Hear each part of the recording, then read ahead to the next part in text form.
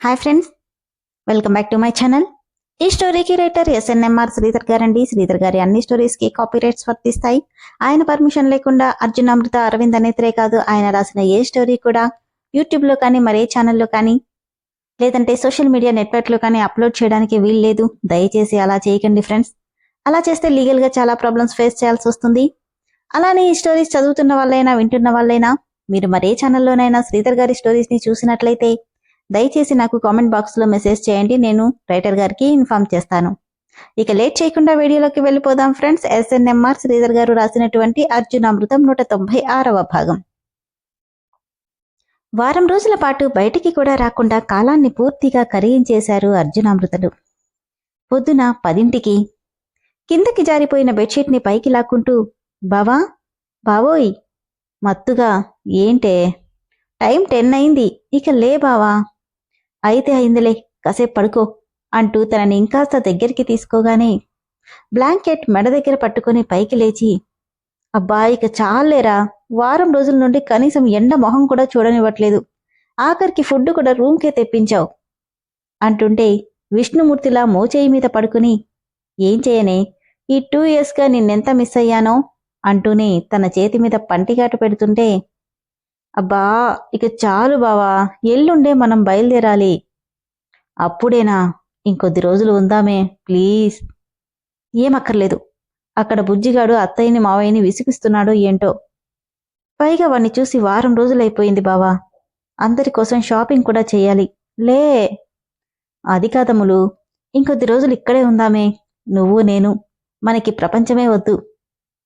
ఇదిగో నువ్విలా మాట్లాడావంటే ఈరోజే వెళ్ళిపోదాం, నువ్వు రాకపోయినా నేను వెళ్ళిపోతా, తర్వాత నీ ఇష్టం అంటుంటే, అమ్మో అంత పని చేయకు, ఇప్పుడేంటి షాపింగ్కి వెళ్ళాలి అంతే కదా, పద వెళ్దాం. అలారా దారికి అంటూ పైకి లేచింది కాస్త, అమ్మా అని అరుస్తూ మళ్ళీ బెడ్ మీద కూర్చుండిపోయింది. కంగారుగా, ఏమైందే అంటూ తన పక్కకి చేరాడు అర్జున్. అంతా నీ వల్లే, వారం నుండి నన్ను బెడ్ కూడా దిగనివ్వట్లేదు, ఒళ్ళంతా నొప్పులుగా ఉంది. ఓస్ అంతేనా, నేనింకా ఏంటో అనుకున్నాను. తన భుజం మీద కొడుతూ, అంతేనా ఏంట్రా, చూడు ఎక్కడ చూసినా ఎలా ఘాట్లు పెట్టావో, ఎలా స్నానం చెయ్యాలో ఏంటో అంటుంటే చెవిలో హస్కీగా, పోనీ నేను చేయించనా అని అడిగాడు అర్జున్.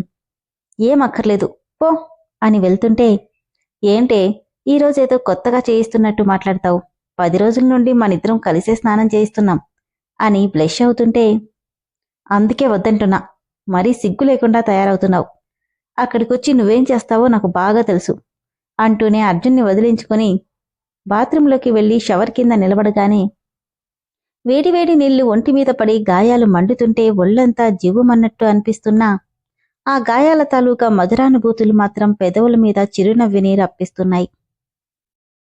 బాత్ టబ్లో హాట్ వాటర్ ఆన్ చేసి ఓ అరగంట పాటు రిలాక్స్ అవ్వగానే అప్పుడు గాని బాడీ నార్మల్ పొజిషన్కి వచ్చినట్టు అనిపించలేదు అమృతకి.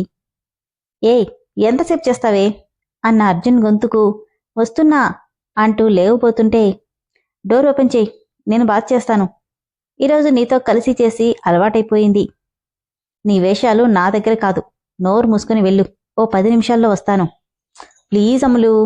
నో ప్లీజ్, నోరు మూసుకుని వెళ్ళు అనడంతో, చ బతిమాలుతుంటే మరీ ఎక్కువ చేస్తుంది అనుకుని కాఫీ ఆర్డర్ పెట్టుకున్నాడు.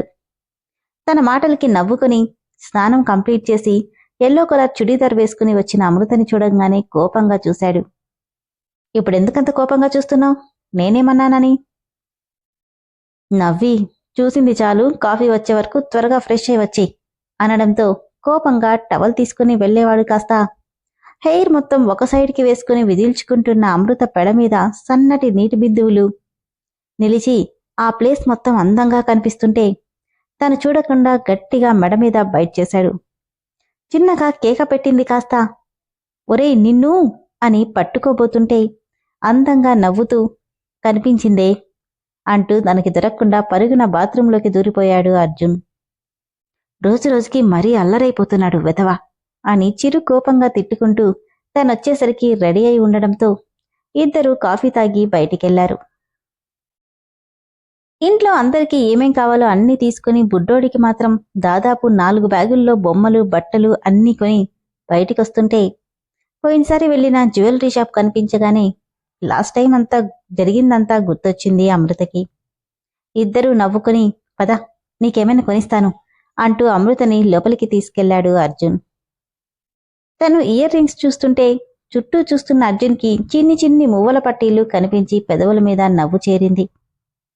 వాటిని చేతిలోకి తీసుకొని చూస్తుంటే బావా ఈ బుట్టలు చూడు అంటున్న అమృతకి అతను వేటినో చూస్తుండడంతో ఏం చూస్తున్నావు బావా అంటూ దగ్గరికెళ్లానగానే అతడి చేతిలో ఉన్న పట్టీలని చూసి ఏంటి బావా పోయినసారి వచ్చినప్పుడు గాజులు తీసుకున్నావు, ఈసారి పట్టీలు తీసుకుంటావా? పెదవి విరుస్తూ మనకు కూడా పాప పుట్టుంటే బాగుండేదే. నాకు తెలుసు బావా పాప కోసం నువ్వెంత ఆశపడ్డావో, కానీ ఏం చేస్తాం, మనకి మన బుడ్డోడు రావాలని రాసిపెట్టుంది. నవ్వి అమృత తీసుకున్న రింగులతో పాటు ఆ బుజ్జి పట్టీలకి కూడా కలిపి బిల్ వేయిస్తుంటే ఏంటి ఇది కూడా తీసుకుంటున్నావా? అవును. కాని ఎందుకు? పోయినసారి గాజులు కూడా అలానే ఉన్నాయి. నవ్వి ఏమో ఇంకో సంవత్సరం తిరగకుండానే మనకి పాప పుడుతుందేమో, అప్పుడు ఈ రెండూ వేస్తాను అంటుంటే నీకీ పాప పిచ్చేంటో అర్థం కావట్లేదు అనుకుంటూ బిల్ పే చేసిన తర్వాత ఇద్దరూ రూమ్కి వెళ్ళిపోయారు. 10 రోజుల తర్వాత మళ్ళీ ఆస్ట్రేలియా నుండి ఇండియాకి రిటర్న్ ఫ్లైట్ ఎక్కారు అర్జున్ అమృతలు. ఏంటి తన నానమ్మ తాతయ్యల దగ్గరున్న అమ్మని నాన్నని చూసిన ఆనందం బుడ్డోడిలో స్పష్టంగా కనిపిస్తుంటే వాణ్ణి అక్కున చేర్చుకుని సారీ నాన్న, ఇంకెప్పుడు నిన్నొదిలి వెళ్ళను, మీ డాడీ చెప్పినా సరే పొరపాటును కూడా నిన్నొదిలి ఎక్కడికి వెళ్ళను అని బాధగా అంది అమృత. అర్జున్కి కూడా ఎక్కడో వాణ్ణి మిస్ అయిన ఫీలింగ్ బాగా కలుగుతుంటే వాణ్ణెత్తుకుని వాడి కోసం తెచ్చిన బొమ్మలు బట్టలు అన్నీ ఫ్లోర్ మీద పరవగానే ఒక్కసారిగా కళ్ల ముందు కనిపించిన వెరైటీ బొమ్మల్ని చూసి వాడి చిన్ని మనసు ఆనందంతో ఉరకలు వేసింది. సంతోషంగా తిరిగొచ్చిన కొడుకు కోడల్ని చూసి మురిసిపోయారు రఘురామయ్య దంపతులు. ఆ తర్వాత 2 రోజులకే బెంగళూరు నుండి రామరాజపురం బయలుదేరి వెళ్లిపోయారు అందరూ. అక్కడికి వెళ్ళాక హాస్పిటల్ ఓల్డేజ్ హోం పనుల్లో పూర్తిగా బిజీ అయిపోయాడు అర్జున్. సరిగ్గా నెల రోజుల తర్వాత హాస్పిటల్ ఓల్డేజ్ హోం పనులు కంప్లీట్ అవ్వడంతో ఇనాగ్రేషన్కి మంచి ముహూర్తం చూసి ఆ డిస్ట్రిక్ట్ కలెక్టర్ని చీఫ్ గెస్ట్గా ఇన్వైట్ చేసి ఆయనతోనే ఆ రెండింటికి ఓపెనింగ్ చేయించాడు అర్జున్. పెద్ద ఎత్తున నిర్వహించిన కార్యక్రమానికి చుట్టుపక్కల ఊర్లోని జనాలంతా విశేషంగా తరలివచ్చారు. గవర్నమెంట్ నుంచి వీటికి ఎటువంటి అప్రూవల్స్ కావాలన్నా తను చేస్తారని గవర్నమెంట్ కలెక్టర్ హామీ ఇచ్చారు. ఇనాగ్రేషన్ పూర్తయ్యేసరికి ఆ జిల్లా మొత్తం రఘురామయ్య కుటుంబం పేరు మారుమోగిపోయింది.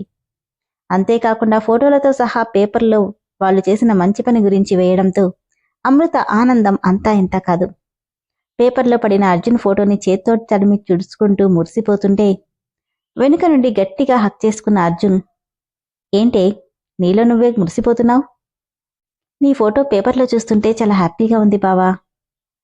నవ్వుతూ తన బుగ్గ మీద ముద్దు పెట్టి, నువ్వు సంతోషంగా ఉన్నావా అమ్ములు? చాలా చాలా సంతోషంగా ఉన్నాను బావా, ఇదంతా నీవల్లే అంటుంటే నవ్వి ఆర్తిగా తనని దగ్గరికి తీసుకుని ఇంకో 4 రోజుల్లో నీకో గిఫ్ట్ ఇవ్వబోతున్నాను అనగానే, గిఫ్టా? ఏంటది? సర్ప్రైజ్, బట్ అది నీకు బాగా నచ్చుతుంది. ఊరిస్తున్నావు బావా, ఇంతకీ ఏంటది? ఈ 4 డేస్ వెయిట్ చెయ్యి, ఆ తర్వాత అదేంటో గెస్ చేస్తూ ఉండు అని చెప్పి ఎవరో పిలవడంతో అర్జున్ వెళ్ళిపోగానే సర్ప్రైజా? ఏంటది అని ఆలోచిస్తూ ఉండిపోయింది అమృత.